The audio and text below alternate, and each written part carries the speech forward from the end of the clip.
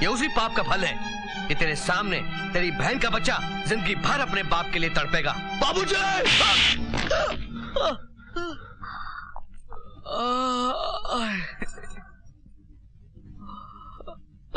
जवानी में थोड़ा गुस्सा तो आ ही जाता है। मैं तो पहले ही कह रही थी चुप रहो चुप रहो। ये तुमने कब कहा था? ठीक है, नहीं कहा था तो आपको तो चुप रहना चाहिए था। उठो उठो, काम ही ऐसा करते हो कि कुत्ता भी मुंह चाट ले। बाबूजी, बाप के साथ बड़ी हमदर्दी जता रही है। दिन में जब खाना पकाने और बर्तन धोने के लिए मैं तुझे ढूंढ रही थी, उस वक्त कहाँ गई थी मटर गश्ती करने? माँ, मैं मुन्ने को दूध पिला रही थी। झूठ बोलती है तू तो शुरू से ही कामचोर है। अब तक घर के कामों में तुम्हारा हाथ कौन बटाती रही? तू बटाती रही। चुप हो जा चौधराइन। अरे ये क्या मेरा हाथ बटाएगी? शादी के बाद ये बोझ बनी रही मुझ पर। यहाँ पड़ी पड़ी खटमल की तरह खून चूसती रहती है और क्या करती है? माँ, तुम ये भूल गई कि मेरे पति ने इस घर के लिए अपनी बलि चढ़ा दी है। अरे उस एहसान के बदले तुम लोगों को उनकी तस्वीर पर रोज माला चढ़ानी चाहिए। माला डालनी चाहिए। एक नंबर का चरसी और बदमाश था वो। मामा क्या कह रही है? सुअर की अगर बलि चढ़ जाए तो क्या उसकी गिनती हिरन में होने लगेगी? सुअर तो सुअर ही कहलाएगा। माँ, मैंने तुमको चुप रहने को कहा भी था। मेरी कौन सुनता है? काम ही ऐसा करती हो कि कुत्ता भी मुंह चाट ले।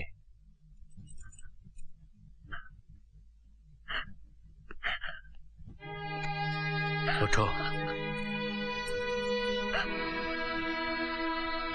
रो मत चौधराइन। कुत्ते आपस में रोटी के लिए झगड़ा करते हैं। आदमी तब झगड़ा करता है जब वो हार जाता है, लेकिन मैंने अभी हार नहीं मानी। मैं अपनी हारी हुई बाजी को जीत कर दिखला दूंगा चौधराइन। हाँ, गलतियां तो इंसान से हो ही जाती हैं। मेरे परिवार वालों से भी गलतियां हुई हैं, सो उनकी तरफ से मैं माफी मांगता हूँ। माफी मांगने से क्या होगा? बिल्लू तो अभी तक जेल में है। वो आज रिहा हो जाएगा। मैंने अपना केस वापस ले लिया है। ये आपने बहुत अच्छा किया चौधरी साहब। हर साल की तरह इस साल भी दुर्गा पूजा धूमधाम से मनाएंगे। उसका पूरा खर्चा मैं उठाऊंगा। मैं और मेरे परिवार वाले ड्रामे में हिस्सा लेंगे।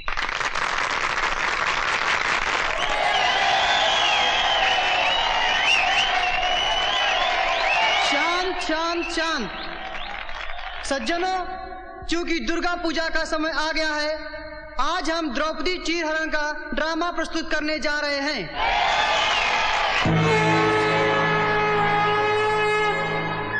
चलो, तुम्हें रिहा किया जाता है।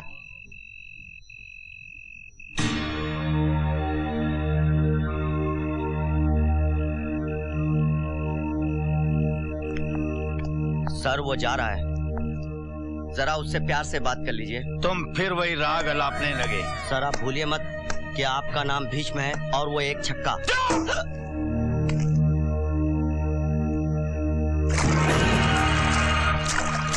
मैं दुर्योधन हूँ, दुर्योधन। मैं कोई भी बाजी नहीं हारता। तुम लोग द्रौपदी को भली भांति पहचानते हो? हाँ भ्राताश्री, वही मनमोहनी गजगामनी, मृग नैनी, रसवंती और लाजवंती है।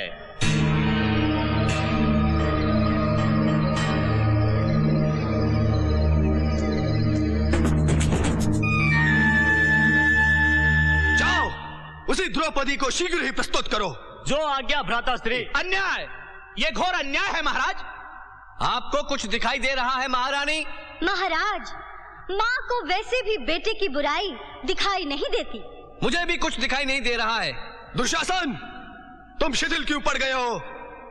जाओ, आगे बढ़ो।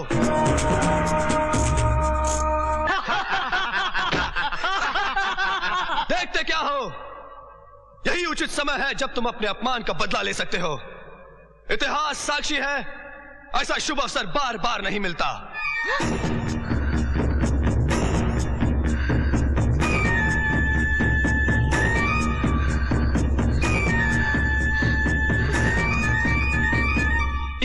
ये घोर अन्याय है।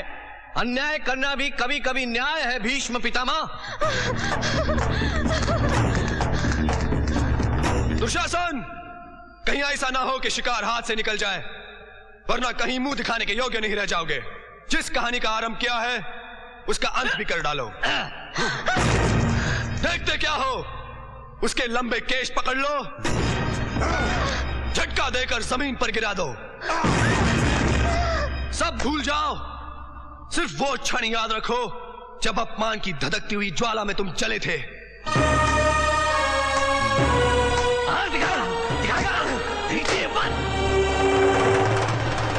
इसका सारा गर्व दर्पण की तरह चूर चूर कर दो।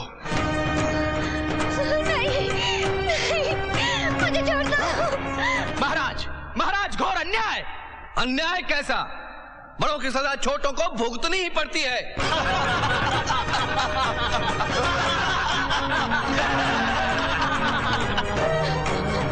महाराज, महाराज, हस्तिनापुर की मर्यादा लुट गई। कोई बात नहीं, लुट जाने दो, हस्तिनापुर तो बच गया।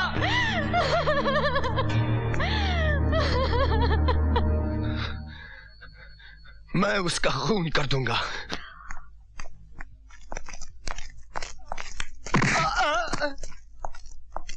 इंस्पेक्टर साहब, कोई खास बात नहीं है। लगता है मेरी बेटी भूत से डर गई है। आप चलिए, मैं बाद में मिलने आऊंगा। आइएगा जरूर। जी जी। चलो। भूत वूत का तो एक बहाना है।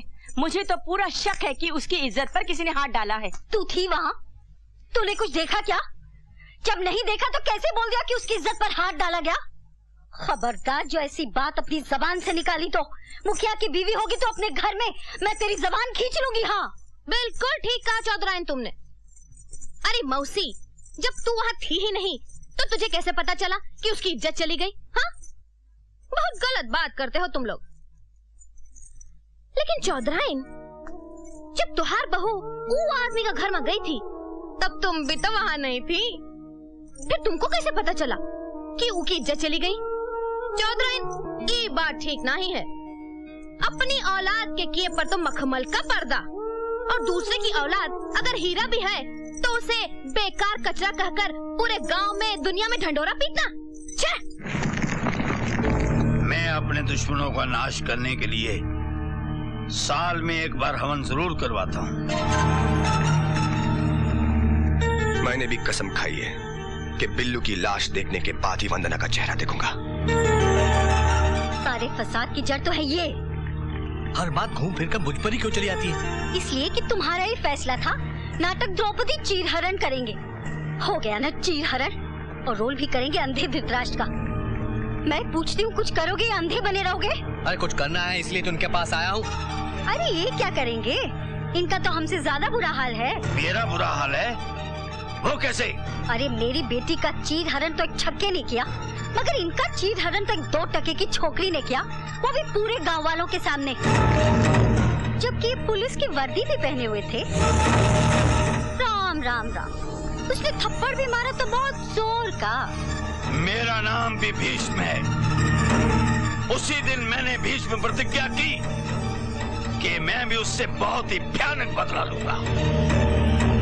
थानेदार साहब, बदला तो हमें भी लेना है उससे, और ऐसा बदला जिसमें आग भी होगी और धुआं भी। आप चिंता मत कीजिए। तो फिर आप बिल्लू की चिंता छोड़ दें। अब चल। देखो जी, धक्का मारो या मुक्का, जब तक कि पूजा दीदी मंदिर से नहीं आएगी हम कहीं नहीं जाने वाले। हाँ,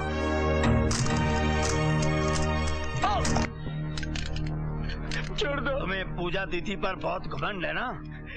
आज तुमसे भी बुरा उसका अंजाम होने वाला है।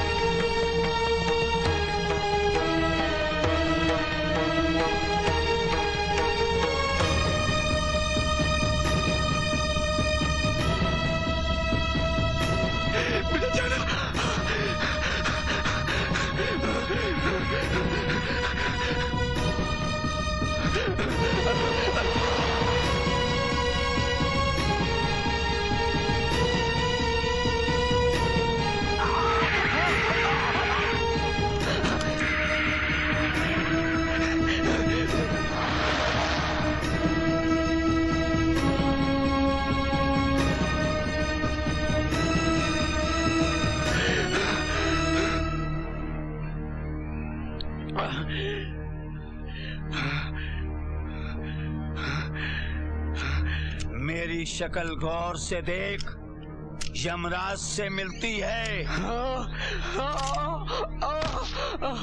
जल्दी से मेरी नजरों से दूर हो जा, वरना गोली मार दूंगा। जाओ।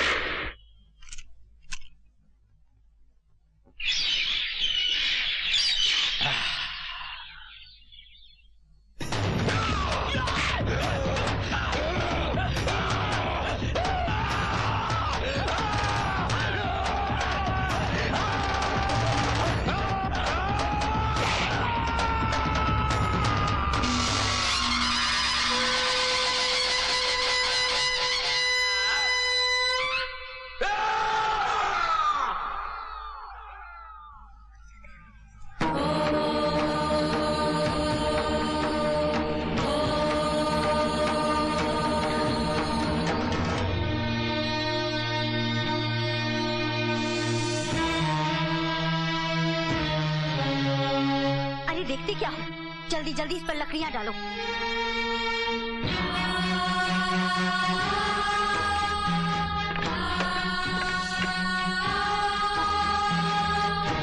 अरे मेरा तो दिमाग खराब हो गया था जो तुझे तलाक दिलाने के चक्कर में उलझी रही। घर की लकड़ी, घर का कफन, सस्ते में काम हो जाता। तुझे तो बहुत पहले ही जिंदा जला देना चाहिए था। अच्छा करती आप, इस तरह सुहागन तो मरती। हाय हाय, देखो तो मुंह से कैसे फूल झड़ रहे हैं। अरे इसे मरने का जरा भी डर नहीं? आप लोगों ने तो मुझे पहले ही मार दिया था, आज तो सिर्फ जलाने की रस्म पूरी करेंगे। सुना है तुमने अपने बाप की चिता के उल्टे फेरे लगाए थे और हमें बर्बाद करने की कसम खाई थी। आज हम तेरी चिता के उल्टे फेरे लगाएंगे। जल्दी कर।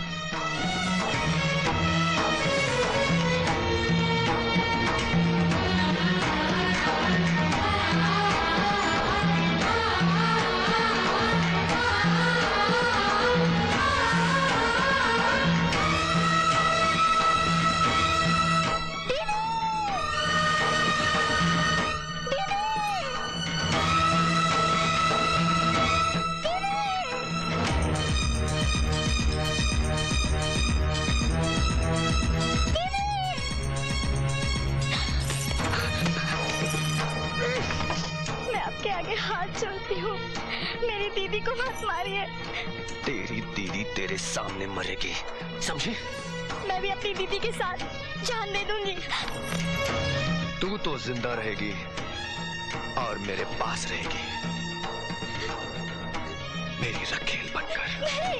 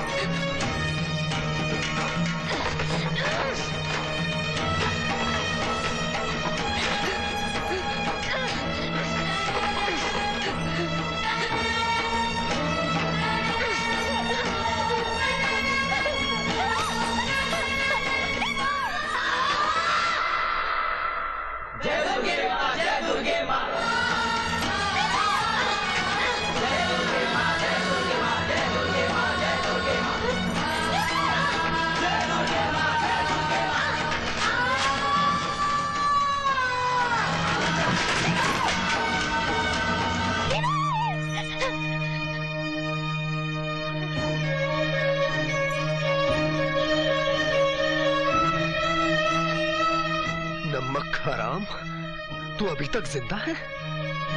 कमीने, इंस्पेक्टर से तो बच गया लेकिन मुझसे नहीं बचेगा तू।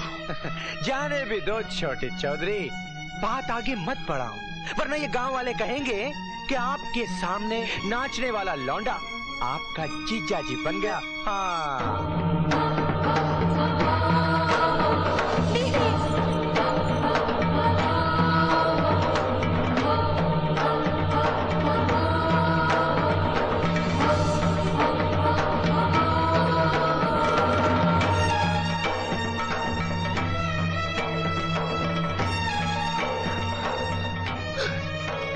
ये क्या पूजा दीदी? जिंदगी लूटने वाले से ज्यादा कमीना इज्जत लूटने वाला होता है। निरंजन बाबू, किसी ने आपकी बहन की इज्जत लूटी तो उसके लिए मौत की सजा, जबकि आप खुद दूसरे की बहन की इज्जत को इज्जत नहीं समझते। क्या आपके लिए भी मौत की सजा नहीं होनी चाहिए? नहीं नहीं, ऐसा मत करो। मैं तुम्हारे आगे हाथ जोड़ती हूँ, मेरे बेटे को माफ कर दो। निरंजन का दोष सिर्फ इतना ही है कि मेरी हर बात मानता रहा। तुम्हें जो सजा देनी है मुझे दो, मैं तुम्हारे पाँव पड़ती हूँ। इसे छोड़ दो, मैं तुम्हारे आगे हाथ जोड़ती हूँ। मेरे बेटे को माफ कर दो।